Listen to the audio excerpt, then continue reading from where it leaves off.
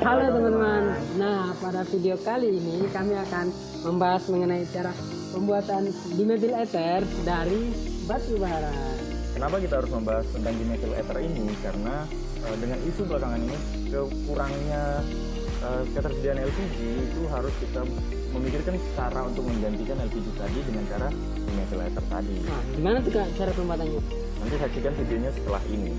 Oke, sebelum memasuki pembahasan, kita perkenalan lebih dahulu. Saya Putri Kusmawati dengan NIM 225214093.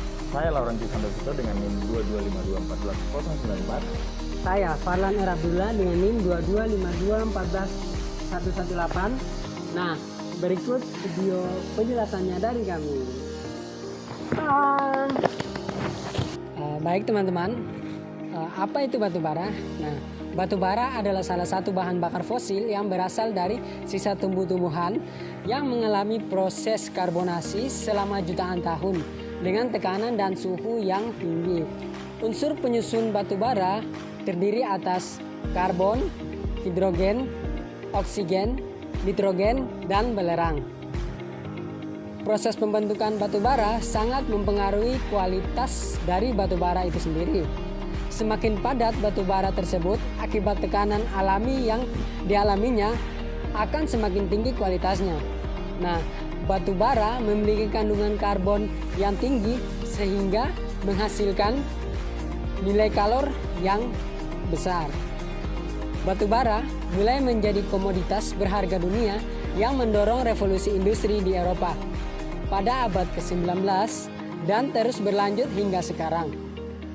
Batu bara langsung menjadi primadona ketika diketahui lebih efektif dalam memanaskan tungku pembakaran dibandingkan kayu bakar. Maka akhirnya batu bara menjadi prioritas sebagai pembangkit energi listrik melalui PLTU. Batu bara memang masih menjadi tumpuan besar energi nasional meski pemerintah gencar melakukan transisi energi ke energi baru terbarukan.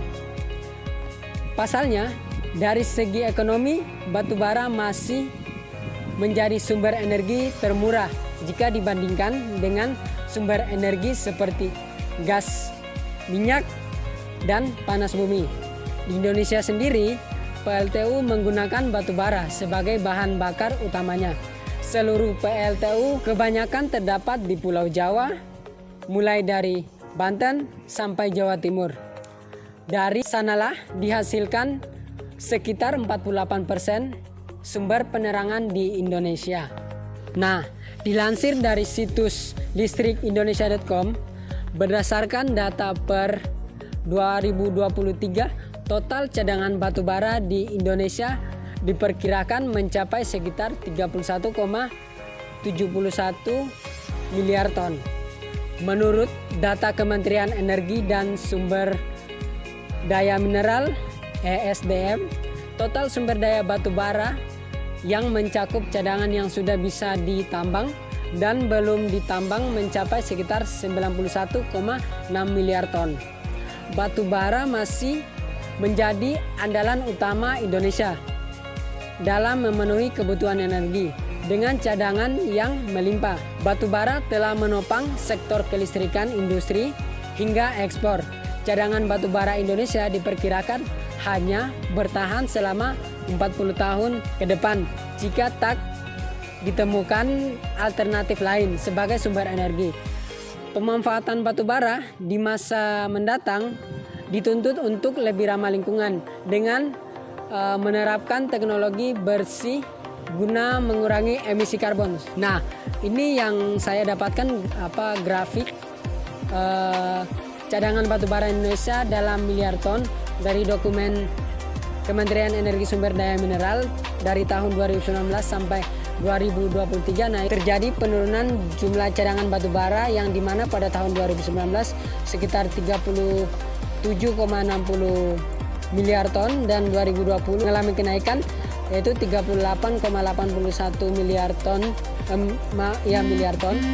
dan mengalami penurunan pada tahun 2021 sebesar 36,21 miliar ton dan mengalami penurunan lagi pada tahun 2022 menjadi 35,05 miliar ton dan mengalami penurunan pada tahun 2023 yaitu menjadi 31,71 miliar ton.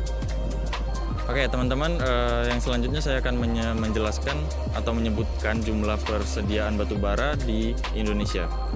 Yang pertama itu didudukin oleh Kalimantan Timur dengan jumlah persediaan batu bara sekitar 11.779,85 juta ton dengan 37% menduduki peringkat pertama penyedia batu bara terbesar di Indonesia. Yang kedua itu ada Sumatera Selatan dengan penyediaan 3.987,46 juta ton. Yang ketiga itu ada Kalimantan Selatan sekitar 4.072,47 juta ton. Lalu yang berikutnya itu ada Kalimantan Tengah dengan persediaan batu bara sekitar 3.016,46 juta ton. Lalu yang berikutnya ada Jambi dengan penyedia batu bara sekitar 1.707,74 juta ton. Lalu yang berikutnya itu ada Aceh sekitar 583,13 juta ton. Setelah Aceh maka didudukin oleh Riau dengan penyediaan batu bara sekitar 372,71 juta ton. Dan yang berikutnya Kalimantan Utara dengan jumlah batu bara yang tersedia sekitar 974,82 juta ton. Lalu yang berikutnya ada Sumatera Barat dengan batu bara yang tersedia itu tidak terlalu banyak, hanya sekitar 34,93 juta ton. Lalu yang berikutnya itu ada Bengkulu dengan jumlah batu bara yang tersedia adalah 110,46 juta ton. Dan yang berikutnya ada Lampung dengan batu bara yang tersedia itu 60,32 juta ton. Dan yang berikutnya ada Sumatera Utara dengan batu bara yang tidak banyak, hanya sekitar 7,12 juta ton. Dan Sulawesi Selatan yang itu sekitar 1,77 juta ton. Dan yang berikutnya Papua Barat 4,09 juta ton. Dan Kalimantan Barat adalah persediaan batu bara yang paling sedikit, hanya sekitar 0,43 juta ton. Oke teman-teman, kita lanjut ke proses penambangan batu bara. Terdapat dua cara penambangan batu bara, yaitu pertambangan tertutup dan pertambangan terbuka. Di Indonesia sebagian penambang batu bara menggunakan metode terbuka. Pertambangan terbuka dilakukan ketika lapisan batu bara berada dekat dengan permukaan tanah. Pada metode ini, lapisan tanah penutup atau disebut dengan overburden diangkat secara bertahap untuk mengekspos endapan batu bara. Kemudian batu bara diambil langsung dari permukaan yang terbuka. Oke teman-teman, kita lanjut ke proses penambangan batu bara. Yang pertama itu ada blasting, proses pembersihan permukaan material seperti logam atau batu dengan cara menyemprotkan media abrasif seperti pasir, grit atau serbuk kaca menggunakan udara bertekanan tinggi. Nah, proses blasting ini sering banget kita kenal dengan proses peledakan, di mana eksplorasi digunakan untuk mengetahui keberadaan batu bara. Setelah itu proses blasting dilakukan. Untuk melakukannya, yang pertama itu ada dilakukan pengeboran pada titik-titik ledak. Lalu yang kedua, pengisian lubang ledak dengan bahan peledak atau disebut dengan amonium nitrat. Lalu yang ketiga, rangkai kabel pada lubang ledak pada satu titik ledak. Setelah proses peledakan, bahan material pun keluar dari tempat persembunyiannya. Tanah lebih lunak dan mempermudah saat ekspos atau pengerukan. Baik, lanjut yang kedua itu ada hauling, di mana hauling memindahkan atau dari lokasi penambangan atau pit menuju tempat pembuangan atau overburden atau tempat stockpile, di mana penyimpanan batu bara dengan dump truck batu bara akan dibawa ke stockpile. Oke teman-teman, kita lanjut ke yang ketiga, itu ada reduksi ukuran. Di stockpile dilakukan pemilahan kualitas batu bara dan reduksi ukuran. Dari laboratorium dilakukan sampling untuk memastikan ukuran dan kualitasnya agar sesuai dengan permintaan. Jika tidak sesuai dengan, akan dilakukan pencampuran atau blending. Yang menjadi prasyarat kualitas adalah nilai-nilai bakar dan kandungan-kandungan impurities atau disebut dengan batas-batas kadar abu, kadar sulfur, dan kadar air yang dikontrol dalam komponen pembelian. Reduksi ukuran menggunakan dua alat, yaitu yang pertama itu ada alat peremuk atau crusher. Alat ini digunakan untuk menghancurkan batu bara menjadi ukuran yang lebih kecil seperti jaw crusher dan roller crusher. Lalu yang kedua ada alat penggerus atau mill. Alat ini digunakan untuk menggiling batu bara menjadi serbuk halus seperti ball mill. Lalu yang keempat itu ada distribusi. proses akhir dari penambangan batu bara adalah pengangkutan dari tambang ke pelabuhan, lalu dari kapal besar atau bulk carrier untuk ekspor atau melalui kereta api atau jalan darat untuk pasar domestik. Sebagian batu bara akan dikirim ke pembangkit listrik. Teman-teman, dari penjelasan yang udah kita jelaskan tadi, ternyata batu bara itu bukan hanya sebagai pembangkit listrik yang dikirim kepada PLTU. Ternyata batu bara juga dapat menjadi bahan bakar terbaru untuk pengganti LPG. Kenapa saya bilang LPG itu harus digantikan? Karena kedepannya akan kita jelaskan penyediaan LPG yang sudah menipis dan akan digantikan oleh dimethyl ether, di mana dimethyl ether itu terbuat dari proses penambangan batu bara dan melalui beberapa proses maka terjadilah dimethyl ether. Berikut ini akan dijelaskan oleh rekan saya terkait penggantian LPG menjadi dimethyl ether. Oke teman-teman, bagaimana cara membuat batu bara menjadi dimethyl ether sebagai pengganti LPG? Kesediaan LPG di Indonesia kini menghadapi tantangan serius akibat ketidakseimbangan antara pertumbuhan konsumsi dan penurunan produksi domestik. Data menunjukkan bahwa konsumsi LPG terus meningkat secara signifikan. Diperkirakan mencapai 11,98 juta ton pada 2024, sementara produksi dalam negeri stagnan di angka sekitar 1,97 juta ton per tahun. Pemerintah telah mengidentifikasi bahwa stagnasi produksi LPG disebabkan oleh terbatasnya bahan baku domestik yang sesuai untuk menghasilkan LPG, yang umumnya terdiri dari prapana C3 dan butana C4. Sementara gas yang tersedia lebih banyak mengandung metanol atau C dan etana C2. Hal ini menambah kompleksitas dalam upaya untuk meningkatkan produksi LPG domestik dan mengurangi ketergantungan pada impor. Dimethyl ether atau DME diusulkan sebagai alternatif pengganti LPG dengan sejumlah keunggulan yang signifikan.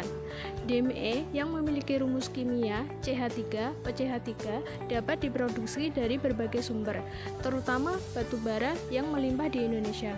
Berikut adalah beberapa keunggulan DME. 1. Kemudahan penyimpanan dan transportasi DME memiliki sifat yang mudah dicairkan, sehingga memudahkan dalam penyimpanan dan transportasi mirip dengan LPG. 2. Emisi yang lebih rendah. Pembakaran DME menghasilkan emisi CO2 yang lebih rendah dibandingkan dengan LPG.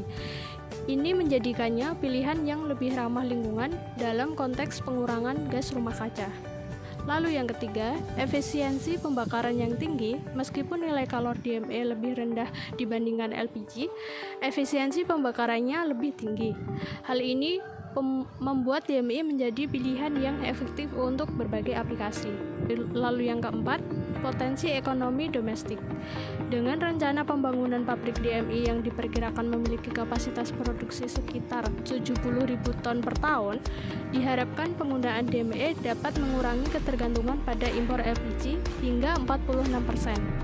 Ini juga akan mendukung pertumbuhan ekonomi nasional melalui pemanfaatan sumber daya batubara. Menurut Badan Standar Nasional Indonesia 2017 nomor 8219, liquefied petroleum gas atau LPG dan dimethyl ether atau DME memiliki tekanan penyimpanan kurang lebih 5 bar atau tekanan uap DME pada 20 derajat Celcius adalah 5,1 bar. Berarti lebih rendah dari tekanan uap LPG pada 20 derajat Celcius. Sehingga fasilitas infrastruktur untuk DME adalah dapat menggunakan infrastruktur yang didesain untuk fasilitas LPG. Dari data tekanan uap di samping, terlihat bahwa tekanan uap pada 25 derajat Celcius pada LPG 8,4 bar, pada DME 6,1 bar. Nah, dari data tekanan uap di samping, terlihat bahwa tekanan uap DME pada 25 derajat Celcius adalah sekitar 6,1 bar, yang lebih rendah dibandingkan propana, namun lebih tinggi dibandingkan butana.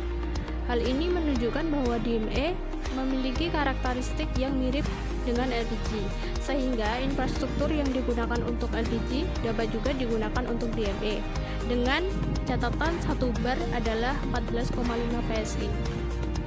Berikut adalah perbedaan LPG dan DME.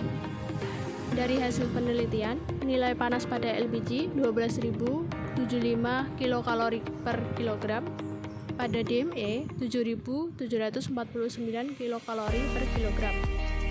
Emisi dari LPG 930 kg CO2 per tahun, sedangkan emisi di DME 745 kg CO2 per tahun. Sedangkan nilai kalor untuk LPG 50,56 MJ per kilogram, pada DME 30,5 MJ per kilogram. Kemudian untuk efisiensi LPG 53,75 sampai 59,13%. Untuk DME 64,7 sampai 68,9%. Dari data di samping dapat dilihat bahwa DME memiliki nilai panas yang lebih rendah daripada LPG. Akan tetapi DME memiliki massa jenis yang lebih tinggi, maka dalam 1 liter DME adalah 1,1 liter LPG, dan DME juga lebih kecil menyumbang emisi CO2 ke udara. Pengujian untuk pemakaian DME 100% telah dilakukan di wilayah Kota Palembang dan Muara Enim pada bulan Desember 2019 sampai 2020 kepada 155 kepala keluarga, dilansir dari Asmarini 2022. Sifat fisik dari DME adalah mudah terbakar pada kondisi ambien dan akan membentuk fase liquid ketika dikompres di atas tekanan 0,5 MPa. DME memiliki nilai kalor sebesar 4.620 kilokalori, sedangkan pada fase gas sebesar 14.200 kilokalori. Kata nomor dari DME berada pada angka 55 sampai 60.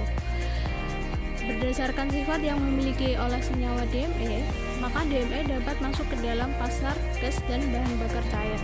DME dapat digunakan sebagai pengganti propan dalam LPG dan bahan bakar dalam pembangkit listrik. Berikut urutan.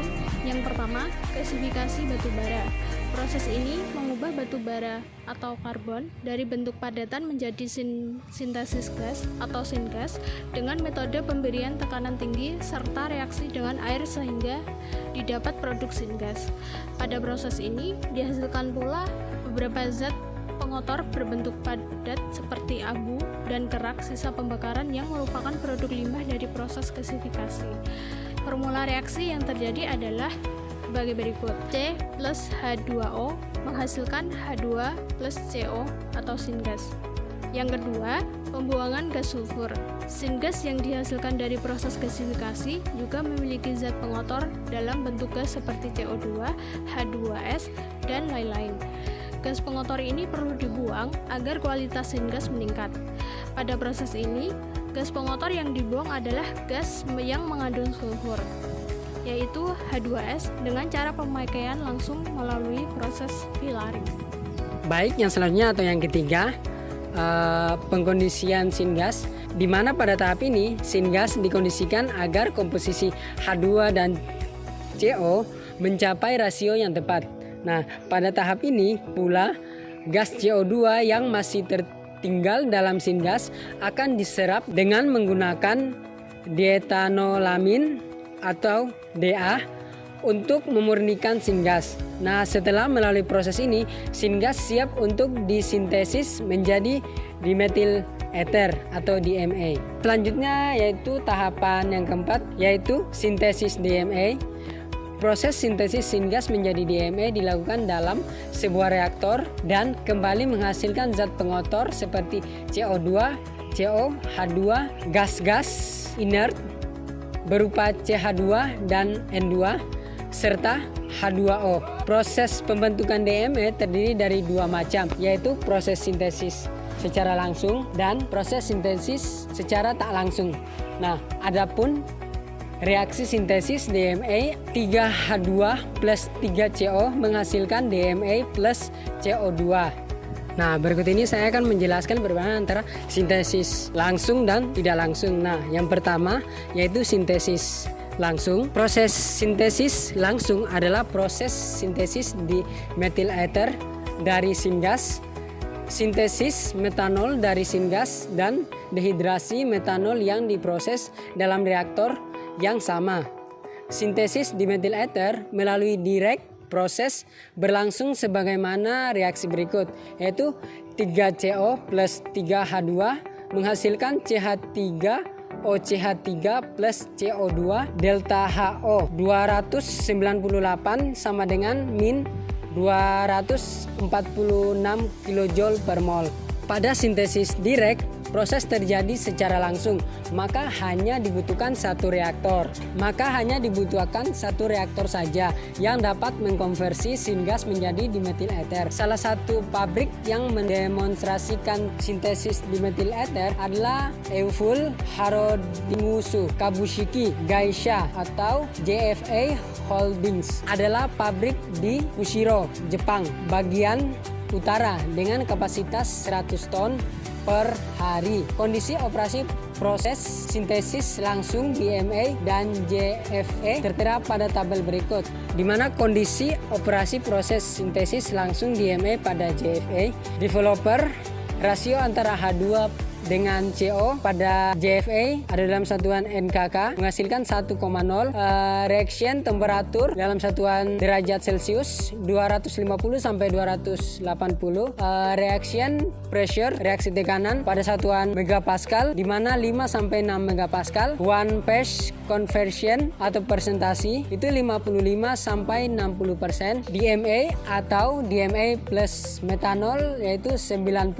Pada reforming section, gas alam perlu diubah menjadi syngas H2 dan CO2. Proses pembentukan syngas disebut proses reforming. Proses reforming pada gas alam dapat diklasifikasikan menjadi 3 jenis, yaitu steam reforming, autothermal reforming, dan partial oxidation. Steam reforming merupakan proses pembentukan syngas di mana reaksi utama pembentukan adalah gas alam dengan uap cair yang bersifat endotermis. Autothermal reforming merupakan proses pembentukan syngas di mana gas alam direaksikan dengan oksigen dan uap air dalam satu reaktor. Pada autothermal reforming, reaksi yang terjadi terbagi menjadi dua, di mana reaksi gas alam dengan uap air bersifat endotermis dan reaksi gas di mana reaksi antara gas alam dengan oksigen dan bersifat eksotermis. Teknologi reforming yang dipilih adalah autothermal reforming karena sifat